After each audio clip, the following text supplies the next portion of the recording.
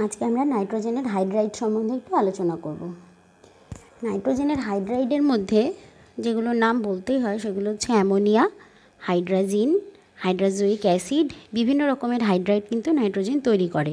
তার মধ্যে সবথেকে ইম্পর্টেন্ট যেটা সেটা হচ্ছে অ্যামোনিয়া। আজকে আমরা অ্যামোনিয়া সম্বন্ধে কিছু আলোচনা করব। তো অ্যামোনিয়ার আমাদের পরিবেশে আমরা দেখতে পাই, যেমন কোনো টয়লেটের পাশ দিয়ে গেলে একটা ঝাঁঝালো গন্ধ পাওয়া যায়, বা আস্তাবলে একটা ঝাঁঝালো গন্ধ পাওয়া যায়, এটা কিন্তু অ্যামোনিয়ার জন্য হয়। মানুষের শরীর থেকে ইউরিনের মাধ্যমে ইউরিয়া বেরোয়, সেই ইউরিয়া ব্যাকটেরিয়া দ্বারা বিয়োজিত হয়ে অ্যামোনিয়ায় পরিণত হয়। সেই অ্যামোনিয়ার ঝাঁঝালো গন্ধটাই আমরা পাই। পরীক্ষাগারে তাহলে আমরা অ্যামোনিয়া প্রস্তুত কিভাবে করব? পরীক্ষাগার প্রস্তুতি অ্যামোনিয়ার পরীক্ষাগার প্রস্তুতিতে শুষ্ক পোড়া চুন বা কলিচুন যে কোনো কিছুর সাথে অ্যামোনিয়াম ক্লোরাইড মিশিয়ে যদি আমরা উত্তপ্ত করি, তাহলে দেখব অ্যামোনিয়া তৈরি হলো, সঙ্গে বাই প্রোডাক্ট হিসেবে ক্যালসিয়াম ক্লোরাইড আর জল পাবো। রিয়াকশানগুলো দেখো, ক্যালসিয়াম অক্সাইড এর সঙ্গে অ্যামোনিয়াম ক্লোরাইডের রিয়াকশানে যদি উত্তপ্ত করি, দুটো মিশিয়ে দিয়ে, তাহলে অ্যামোনিয়া পাবো, ক্যালসিয়াম ক্লোরাইড আর জল। ক্যালসিয়াম হাইড্রোক্সাইডের সাথেও কিন্তু একই রকম রিয়াকশান হয়, অ্যামোনিয়াম ক্লোরাইডের সাথে বিক্রিয়ায় অ্যামোনিয়া, ক্যালসিয়াম ক্লোরাইড আর জল পাওয়া যায়। এই অ্যামোনিয়াকে আমরা এর থেকে সংগ্রহ করতে পারি। এছাড়া অ্যামোনিয়া কিন্তু আরও অন্যান্য অনেক রকম পদ্ধতি দিয়েই তৈরি করা সম্ভব, যেমন ধাতব নাইট্রাইট যে কোনো লবণ থেকে কিন্তু অ্যামোনিয়া গ্যাস প্রিপেয়ার করা সম্ভব। যেমন দেখো, আমরা যদি বলি যে কোনো ধাতব নাইট্রাইটের সাথে জিঙ্ক অথবা অ্যালুমিনিয়াম এরকম ধরনের কোনো ধাতু মিশিয়ে তার সঙ্গে গাঢ় এনএওএইচ মিশিয়ে দিই, তাহলে দেখব দুটো স্টেপে রিয়াকশানটা কমপ্লিট হচ্ছে। প্রথম স্টেপটা কি? প্রথম স্টেপ হচ্ছে জিঙ্কের সঙ্গে সোডিয়াম হাইড্রোক্সাইডের রিয়াকশানে সোডিয়াম জিঙ্কেট আর জায়মান হাইড্রোজেন তৈরি হচ্ছে। এই জায়মান হাইড্রোজেনটা পরবর্তীতে আবার সোডিয়াম নাইট্রাইট, বলেছি ধাতব নাইট্রাইট, সেই সোডিয়াম নাইট্রাইটের সঙ্গে রিয়াকশান করে এনএওএইচ, জল আর অ্যামোনিয়া তৈরি করছে। এই যে দুটো স্টেপ তৈরি হলো, স্টেপের মাধ্যমে অ্যামোনিয়া তৈরি হলো, এই স্টেপ দুটোকে যদি সাম আপ করি তাহলে কি হবে? তাহলে দেখো, দুটো থেকে এদিক থেকে ওদিক থেকে হাইড্রোজেনগুলো কেটে যাবে, জাইমান হাইড্রোজেনগুলো থাকবে, 3Zn plus 5NaOH plus Na2, তৈরি হবে 3টে Na2ZnO2 plus H2O plus ammonia gas. এরপরে দেখো, অ্যামোনিয়া তৈরির আরেকটা পদ্ধতি হচ্ছে ধাতব নাইট্রেট লবণ থেকে। একইভাবে যেরকম ধাতব নাইট্রেট লবণ থেকে দেখালাম, এই রিয়াকশানগুলো একই ধরনের হয়। রিয়াকশানটা আমি লিখছি, দেখো, জিঙ্কের সঙ্গে প্রথমে এই রিয়াকশানগুলোও কিন্তু দুটো স্টেপের তৈরি হয়। জিঙ্ক বা অ্যালুমিনিয়াম এই ধরনের কোনো ধাতু সঙ্গে গাঢ় সোডিয়াম হাইড্রোক্সাইডের দ্রবণ মিশিয়ে দিয়ে যদি উত্তপ্ত করি, তাহলে প্রথমে জায়মান হাইড্রোজেন তৈরি হবে। সেই জায়মান হাইড্রোজেনের সঙ্গে যে ধাতব নাইট্রেটটা আমরা দেব মিডিয়ামে, তার বিক্রিয়ায় তৈরি হবে অ্যামোনিয়া গ্যাস। প্রথমেই জায়মান হাইড্রোজেন তৈরি হলো, এই জায়মান হাইড্রোজেনের সঙ্গে সোডিয়াম নাইট্রেট বা যে কোনো ধাতব নাইট্রেটের রিয়াকশানে তৈরি হবে অ্যামোনিয়া গ্যাস।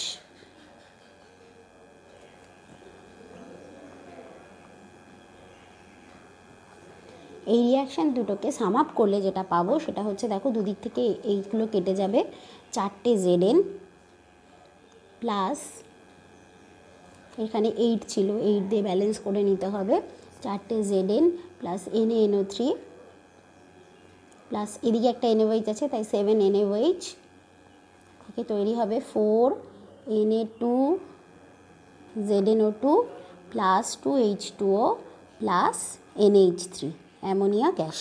ঠিক আছে, এইভাবে ধাতব নাইট্রাইট লবণ থেকে কিন্তু আমরা অ্যামোনিয়া গ্যাসকে তৈরি করতে পারি। আবার দেখো, কিছু অ্যামোনিয়াম লবণ, 3 নম্বর যদি আমরা বলি পদ্ধতি, অ্যামোনিয়াম লবণ থেকেও কিন্তু অ্যামোনিয়া গ্যাস তৈরি করা যায়। অ্যামোনিয়াম ফসফেট, অ্যামোনিয়াম সালফেট, এরকম তোমরা প্রচুর অ্যামোনিয়াম লবণের নাম জানো। অ্যামোনিয়াম ফসফেট একটা এক্সাম্পল আমি দেখাচ্ছি। অ্যামোনিয়াম ফসফেটকে যদি আমরা হিট করি, তাহলেও কিন্তু আমরা অ্যামোনিয়া গ্যাস পাবো। তৈরি হবে অ্যামোনিয়া, সঙ্গে তৈরি হবে P2O5 ফসফরাস পেন্টঅক্সাইড, আর তৈরি হবে জল। ঠিক আছে, এই যে অ্যামোনিয়া গ্যাস পেলাম, এটা কিন্তু অ্যামোনিয়াম ফসফেটকে হিট করার পরে পেয়েছি। এটা অ্যামোনিয়াম সালফেটকে হিট করলেও পাওয়া যাবে। এরপরের স্টেপ হচ্ছে, পরের পদ্ধতি হচ্ছে ধাতব নাইট্রাইট থেকে। ধাতব নাইট্রাইট থেকে এটা সম্বন্ধে তোমরা আগেই পড়েছো। আমরা পড়েছিলাম ম্যাগনেসিয়াম ফিতাকে নাইট্রোজেন পূর্ণ গ্যাস জারের মধ্যে প্রবেশ করালে ধাতব নাইট্রাইট তৈরি হয়।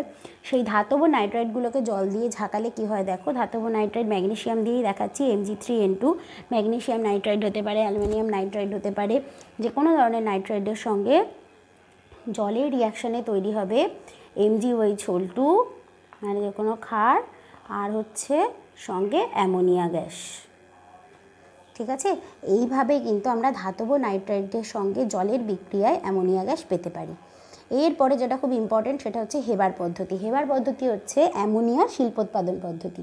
অ্যামোনিয়া শিল্পোৎপাদন পদ্ধতি বা হেবার পদ্ধতিতে যেটা করা হয়, দেখো রিয়াকশনটা আমি লিখেছি, নাইট্রোজেনের সাথে হাইড্রোজেনের বিক্রিয়ায় 1 আয়তন নাইট্রোজেনের সাথে 3 আয়তন হাইড্রোজেনের বিক্রিয়ায় তৈরি হয় 2 আয়তন অ্যামোনিয়া গ্যাস। সঙ্গে কিন্তু টেম্পারেচার মানে হিট জেনারেট হচ্ছে, রিয়াকশানটায় হিট জেনারেট করছে। কিন্তু রিয়াকশানটার কিছু শর্ত আছে। রিয়াকশানটার শর্ত হচ্ছে এটা অবশ্যই হাই অ্যাটমসফেরিক প্রেশার, দেখো লেখা আছে 200 অ্যাটমসফেরিক প্রেশার, প্রায় 550 ডিগ্রি সেন্টিগ্রেড টেম্পারেচার লাগবে। আর এই রিয়াকশানটাকে ফাস্ট করার জন্য ক্যাটালিস্ট হিসেবে অবশ্যই আয়রন চূর্ণ দিতে হবে। এই সমস্ত কন্ডিশন মেনটেন করলে নাইট্রোজেনের সাথে হাইড্রোজেনের রিয়াকশানে কিন্তু অ্যামোনিয়া গ্যাস পাবো। এই হেবার পদ্ধতিতে যে আমরা অ্যামোনিয়া গ্যাস পেলাম তার সঙ্গে কিছু নাইট্রোজেন এবং হাইড্রোজেন অবিকৃত অবস্থায় রয়ে যায়। এক্সেস নাইট্রোজেন হাইড্রোজেন থাকলে সেটা তো রিয়াকশন করে না। এবার যখন আমরা এটাকে সংগ্রহ করব তখন এই অ্যামোনিয়ার সাথে সাথে কিন্তু নাইট্রোজেন এবং হাইড্রোজেন গ্যাসও বেরিয়ে আসবে। তখন আমরা কি করব, এই পুরো গ্যাস মিক্সচারটাকে মানে নাইট্রোজেন হাইড্রোজেন আর অ্যামোনিয়া গ্যাস মিক্সচারটাকে আমরা হিমায়কের উপর দিয়ে চালনা করব। উচ্চ চাপে হিমায়কের উপর দিয়ে চালনা করলে কি দেখব, তার নিচে যদি আমরা একটা কন্টেনার রেখে দিই, যখন গ্যাসটা হিমায়কের মধ্যে দিয়ে যাবে তখন অ্যামোনিয়াটা কিন্তু তরল হয়ে যাবে। তরল হয়ে গিয়ে ওই নিচের পাত্রে তরল অ্যামোনিয়া হিসেবে জমা হবে, আর বাকি নাইট্রোজেন আর হাইড্রোজেন কিন্তু ওই হিমায়কের উপর দিয়ে বেরিয়ে যাবে। তখন সেই গ্যাস মিক্সচারটাকে আমরা আবার শুষ্ক করে নিয়ে পুনরায় ওই হেবার পদ্ধতির রিয়াকশানে কিন্তু কাজে লাগাতে পারবো। এইভাবে আমরা হেবার পদ্ধতিতে অ্যামোনিয়া তৈরি করতে পারি এবং হেবার পদ্ধতি হচ্ছে অ্যামোনিয়ার একটা শিল্পোৎপাদন পদ্ধতি। এই পদ্ধতিতে মানে লার্জ স্কেল অ্যামোনিয়া প্রিপেয়ার করা হয়। এই রিয়াকশানটার ক্ষেত্রে আরেকটা যেটা বলার সেটা হচ্ছে প্রথমে 500-550 ডিগ্রি সেন্টিগ্রেড টেম্পারেচারে রিয়াকশান মিডিয়ামটা হিট করে নিতে হয়, কিন্তু আস্তে আস্তে যত রিয়াকশানটা চলতে থাকে, যেহেতু এটা টেম্পারেচার তৈরি হচ্ছে রিয়াকশানটা মানে তাপমোচী বিক্রিয়া, তাহলে পরবর্তীতে কিন্তু আর রিয়াকশান হিট করতে হচ্ছে না, আস্তে আস্তে মানে মিডিয়ামটা এমনি নিজে থেকে হিটেড থাকছে। আর একটা জিনিস, এখানে শুধু আমরা কারেন্টের মাধ্যমে এই টেম্পারেচারটাকে হাই করব, মানে 550 ডিগ্রি সেন্টিগ্রেডটাকে হাই করব, কখনোই এখানে আগুন জ্বালিয়ে করব না, কারণ এখানে কিন্তু আমরা হাইড্রোজেন গ্যাস ইউজ করছি। হাইড্রোজেন গ্যাস কিন্তু জ্বলতে সাহায্য না করলেও নিজে জ্বলে, তাই এখানে সেটা করা যাবে না। আচ্ছা, এরপরে আর একটা পদ্ধতি হচ্ছে নাইট্রোজেনের বিভিন্ন অক্সাইডের বিজারণের মাধ্যমে আমরা করতে পারি। নাইট্রোজেনের বিভিন্ন অক্সাইডের বিজারণ বলতে দেখো আমি দেখিয়েছি NO আর NO2 এই ধরনের মানে নাইট্রিক অক্সাইড আর নাইট্রোজেন ডাইঅক্সাইড, এদের বিজারণ আমি দেখিয়েছি। এদের বিজারণের ক্ষেত্রে কি হয়, নাইট্রিক অক্সাইড NO তার সঙ্গে হাইড্রোজেনের বিক্রিয়ায় অ্যামোনিয়া আর জল তৈরি হচ্ছে। অবশ্যই এখানে প্ল্যাটিনাম ক্যাটালিস্টের উপস্থিতিতে হিট করতে হবে। NO2 ক্ষেত্রেও তাই, হাইড্রোজেন দিয়ে রিয়াকশনটা করলে NO2টা বিজারিত হয়ে অ্যামোনিয়া তৈরি হচ্ছে। অবশ্যই এটাও প্ল্যাটিনাম ক্যাটালিস্টের উপস্থিতিতে হিটিংটা হবে। আচ্ছা, এবার আমরা যেটা দেখব সেটা হচ্ছে ধর্ম, অ্যামোনিয়ার ভৌত ধর্ম কী কী সেগুলো একটু দেখব। অ্যামোনিয়ার ভৌত ধর্ম সম্বন্ধে মোটামুটি আমাদের একটা ধারণা হয়ে গেছে রিয়াকশানগুলো পড়ার পর, যে অ্যামোনিয়া হচ্ছে বর্ণহীন ঝাঁঝালো গন্ধযুক্ত একটা গ্যাস, বাতাসের থেকে কিছুটা হালকা। অ্যামোনিয়া কিন্তু খুব ভালো হাইড্রোজেন বন্ধন গঠন করে, তাই জলে খুব বেশি মাত্রায় দ্রাব্য। অ্যামোনিয়াকে লিকুইফাই করা যায়, তরল অ্যামোনিয়া হিমায়ক রূপে কাজ করতে পারে, এবং অ্যামোনিয়ার একটা ক্ষার ধর্ম বর্তমান যেটা লাল লিটমাসকে নীল করে দেয়। আর তাছাড়াও অ্যামোনিয়াকে কিন্তু মানে গাঢ় জলীয় দ্রবণ, অ্যামোনিয়ার গাঢ় জলীয় দ্রবণকে লাইকার্ড অ্যামোনিয়া বলে, তাই লাইকার্ড অ্যামোনিয়া কিন্তু উচ্চ চাপে দ্রবীভূত থাকে। তাই লাইকার্ড অ্যামোনিয়াকে কিন্তু যখন ইউজ করব তখন ঠান্ডা করে বোতলটা খোলা উচিত, নাহলে অ্যামোনিয়া ছিটকে এসে চোখে মুখে পড়ার সম্ভাবনা থাকে। তাই লাইকার্ড অ্যামোনিয়া ইউজ করার সময় কিন্তু একটু সচেতন হয়ে এটা ইউজ করা উচিত। আচ্ছা, এবারে আমরা পড়বো অ্যামোনিয়ার রাসায়নিক ধর্ম। স্থায়িত্ব, প্রথমেই বলি স্থায়িত্ব কি, স্থায়িত্ব সম্বন্ধে অ্যামোনিয়া কিন্তু খুব স্টেবল একটা কম্পাউন্ড। অ্যামোনিয়াকে কিন্তু যদি উচ্চ তাপে আমরা বিয়োজিত করি তাহলে অ্যামোনিয়া নাইট্রোজেন এবং হাইড্রোজেনে বিয়োজিত হতে পারে। অক্সিজেনের সঙ্গে বিক্রিয়া অ্যামোনিয়া কিন্তু আসলে দহনে সহায়কও নয় এবং নিজেও দাহ্য নয়, কিন্তু যদি অক্সিজেনের উপস্থিতিতে এটা রিয়াকশান করানো যায় তাহলে অ্যামোনিয়া থেকে আমরা নাইট্রোজেন গ্যাস পেতে পারি। যেমন রিয়াকশানটা দেখো 4NH3 + 3O2, এখান থেকে পেতে পারি 2N2 + 6H2O। এইভাবে অক্সিজেনের সঙ্গে বিক্রিয়ায় অ্যামোনিয়া থেকে আমরা নাইট্রোজেন গ্যাস পেতে পারি। এরপরে আমরা আসবো ক্ষারকীয় ধর্ম। একটু আগেই বললাম অ্যামোনিয়ার ক্ষারীয় ধর্ম বর্তমান, এবং অ্যামোনিয়ার নীল এই লাল লিটমাসকে কিন্তু নীল করে দেয়। কারণ অ্যামোনিয়ার ক্ষেত্রে দেখো নাইট্রোজেনের এই যে নাইট্রোজেন পরমাণুটার মধ্যে একটা লোন পেয়ার অফ ইলেকট্রন বা নিঃসঙ্গ ইলেকট্রন জোড় রয়েছে অ্যামোনিয়ার নাইট্রোজেনে। এই ইলেকট্রন পেয়ারটা কিন্তু যাদের ভ্যাকেন্ট অরবিটাল আছে এরকম কোনো এলিমেন্টকে কিন্তু নাইট্রোজেন এই লোন পেয়ারটা ডোনেট করতে পারে। যেমন NH3 HCl এর সঙ্গে রিয়াকশন করে যে H+ তৈরি হলো, তাকে একটা লোন পেয়ারটা ডোনেট করে NH4Cl তৈরি হতে পারে। এখানে অ্যামোনিয়া কিন্তু গ্যাস আর HClও গ্যাস, এই দুটো গ্যাসিয়াস কম্পাউন্ডের রিয়াকশনে তৈরি হয় অ্যামোনিয়াম ক্লোরাইড, যেটা সলিড। তাছাড়াও অ্যামোনিয়া কিন্তু শুধু HCl না, অন্যান্য আরও অ্যাসিডের সঙ্গে রিয়াকশন করে। একটা রিয়াকশন দেখিয়েছি দেখো, অ্যামোনিয়ার সঙ্গে সালফিউরিক অ্যাসিডের রিয়াকশন হয়, অ্যামোনিয়াম সালফেট তৈরি হয়। আচ্ছা, অ্যামোনিয়ার সাথে নাইট্রিক অ্যাসিডের রিয়াকশনও হতে পারে, সেখানে অ্যামোনিয়াম নাইট্রেট তৈরি হবে। এইভাবে জলীয় দ্রবণ, অ্যামোনিয়ার জলীয় দ্রবণ অ্যামোনিয়া কিন্তু খুব বেশি মাত্রায় জলে দ্রাব্য এবং জলে দ্রবীভূত হয়ে অ্যামোনিয়াম হাইড্রোক্সাইড ক্ষার তৈরি করে, যেটা একটা মৃদু ক্ষার হিসেবে ব্যবহৃত হয়। এরপর আমরা আসছি অন্যান্য এলিমেন্টের সাথে বা কম্পাউন্ডের সাথে কীরকমভাবে রিয়াকশন করে। ক্লোরিনের সঙ্গে রিয়াকশন, ক্লোরিনের সঙ্গে অ্যামোনিয়ার কিন্তু খুব ভালো রিয়াকশন হয়। অ্যামোনিয়ার সাথে ক্লোরিনের রিয়াকশনে তৈরি হয় নাইট্রোজেন আর HCl। এই যে HCl তৈরি হলো, এটা কিন্তু মিডিয়ামে যে এক্সেস অ্যামোনিয়া থাকে তার সঙ্গে আবার ফার্দার রিয়াকশন করে অ্যামোনিয়াম ক্লোরাইড তৈরি হয়ে যেতে পারে। তাই দুটো স্টেপে রিয়াকশনটা তৈরি হয়ে যাচ্ছে অ্যামোনিয়া আর ক্লোরিনের সঙ্গে রিয়াকশানে N2 আর NH4Cl তৈরি হচ্ছে। ঠিক আছে, কিন্তু যদি এখানে আমরা অ্যামোনিয়া এক্সেস না রেখে Cl2 এক্সেস দিই, মানে এক্সেস Cl2 প্লাস অ্যামোনিয়া দিই, তাহলে তৈরি হবে NCl3 আর 3HCl। এই একই ধরনের রিয়াকশন ফ্লুরিনের সাথেও হয়। NF3 গঠন করে না, নাইট্রোজেন কিন্তু NF3 গঠন করে, কিন্তু NBr3 মানে ব্রোমিনের সাথে সেম রিয়াকশন বা আয়োডিনের সাথে সেম রিয়াকশন হয় না, মানে NBr3 বা Ni3 যৌগগুলো তৈরি হয় না, নাইট্রোজেনের সাইজ ছোট বলে। এরপরে আসছি ধাতুর সঙ্গে বিক্রিয়া। বিভিন্ন রকমের ধাতুর সঙ্গে রিয়াকশন করতে পারে। সোডিয়াম, পটাশিয়াম এই ধরনের ধাতুর সাথে অ্যামোনিয়া খুব ভালো রিয়াকশন করে। যেমন দেখো, সোডিয়ামের সাথে অ্যামোনিয়া রিয়াকশন দেখিয়েছি, তৈরি হয় সোডামাইড NaNH2, সঙ্গে তৈরি হয় হাইড্রোজেন গ্যাস। এই NaNH2কে যদি আমরা আবার জল দিয়ে ঝাঁকাই, তাহলে কিন্তু আবার আমরা অ্যামোনিয়া গ্যাস পাবো আর NOH পাবো। তাহলে ধাতুর সঙ্গে অ্যামোনিয়া রিয়াকশানে NaNH2 পেলাম, আবার NaNH2 থেকে আমরা কিন্তু রিভার্স ব্যাক করে অ্যামোনিয়া গ্যাসও পেতে পারি। NaNH2 সাথে জলের বিক্রিয়া করলে আমরা অ্যামোনিয়া গ্যাসটা ফিরে পেতে পারবো।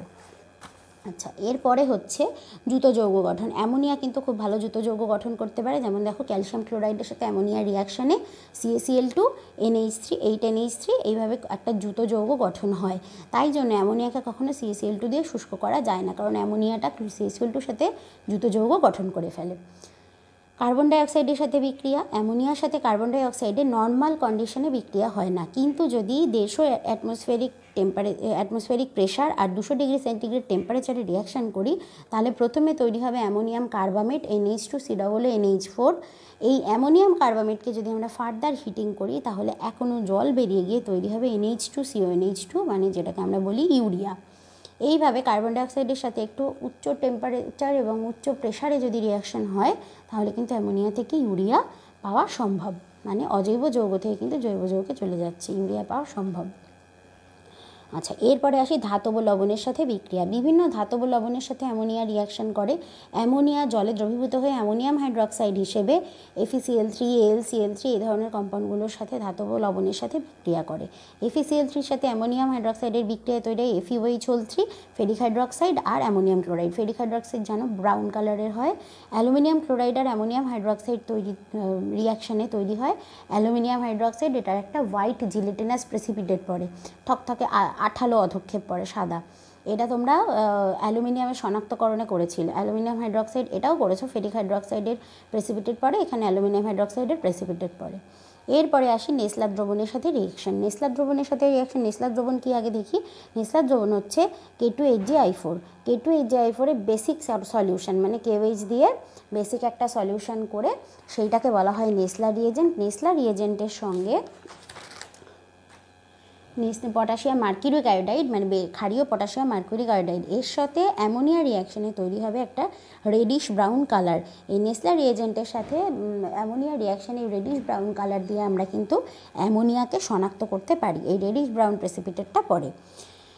এরপর আসি জটিল যৌগ গঠন। অ্যামোনিয়ার যেহেতু একটা লোন পেয়ার আছে নাইট্রোজেন মৌলটার উপরে, সেই লোন পেয়ারটা যেহেতু বিভিন্ন কম্পাউন্ডে ডোনেট করা সম্ভব, তাই অ্যামোনিয়া কিন্তু অনেক ধরনের জটিল যৌগ গঠন করতে পারে। যেমন একটা এক্সাম্পল দিই, এটা তোমরা হাতে কলমে করেছো কপারের আইডেন্টিফিকেশনের ক্ষেত্রে। কপার সালফেট বা যে কোনো কপারের একটা কম্পাউন্ড নিলাম, কপারের সঙ্গে অ্যামোনিয়ার রিয়াকশান করলাম, অ্যামোনিয়াম হাইড্রক্সাইড দিলাম, তাহলে দেখা যাবে বেসিক কপার সালফেটের একটা নীলাভ সাদা অধক্ষেপ পড়বে, মানে একটা নীলচে সাদা একটা প্রেসিপিটেট পড়বে। এই যে CuSO4 CuOH whole 2 basic copper sulphate, এটা বেসিক কপার সালফেটে নীলাভ সাদা অধক্ষেপ পড়লো, তার মধ্যে আমরা এক্সেস অ্যামোনিয়া দিয়ে দিলাম। এক্সেস অ্যামোনিয়া দিলে কি হবে, তখন দেখব যে পুরো সলিউশনটা ডার্ক ব্লু কালার হয়ে গেল এবং প্রেসিপিটেটটা রিজলভ করে গেল।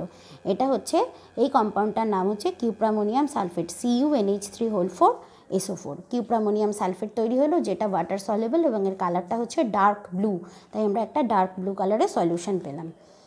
মোটামুটি এরপরে হচ্ছে অ্যামোনিয়ার শনাক্তকরণ এবং ব্যবহার। অ্যামোনিয়ার ব্যবহার কি, অ্যামোনিয়াকে আমরা বিভিন্নভাবে সার হিসেবে ব্যবহার করতে পারি। যেমন ইউরিয়া তৈরিতে, এক্ষুনি দেখিয়েছি ইউরিয়া কীভাবে প্রিপেয়ার করা যায়, ইউরিয়ার প্রিপারেশানে, তারপরে অজৈব সার, অ্যামোনিয়াম সালফেট, অ্যামোনিয়াম ফসফেট, এগুলো তৈরিতে ব্যবহার করা যেতে পারে।